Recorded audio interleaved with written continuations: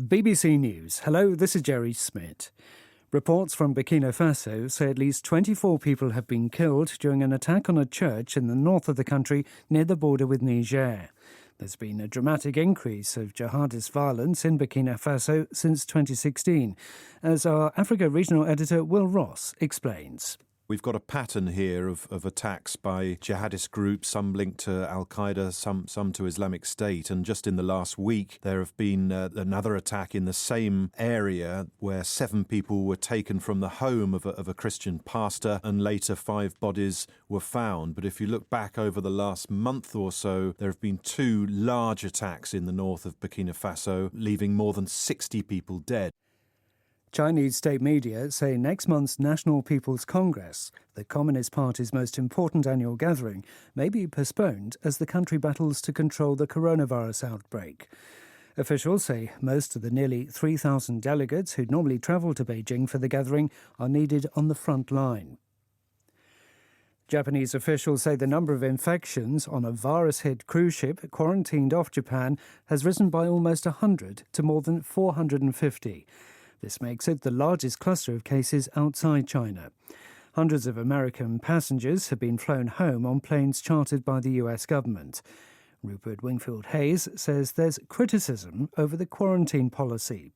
Health experts have said a ship is not a good place to quarantine people because you can keep people in their cabins, but there is an air conditioning system that circulates air around the ship. If the virus is airborne, it can get into air conditioning systems. If it's not airborne but droplet-borne, then it can be passed by the crew. The crew are still working. They're still having to make food and take it round to all the passengers on board, and there is a possibility, therefore, contact infection. Health experts say they should have all been tested and taken off that ship as soon as possible 2 weeks ago, and that didn't happen.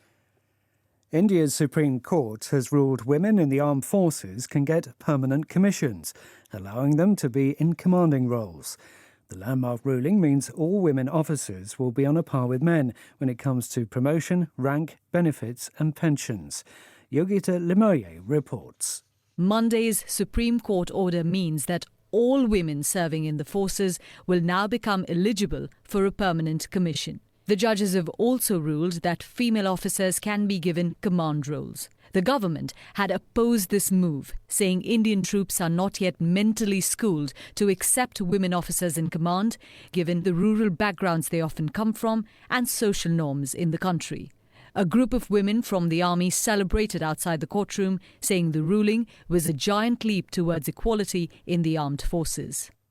You're listening to World News from the BBC.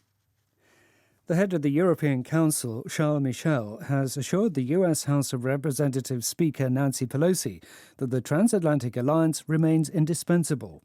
At a meeting in Brussels, he said the European Union and the United States have shared values. His remarks follow sharp disagreements at the Munich Security Conference over Washington's commitment to the international community.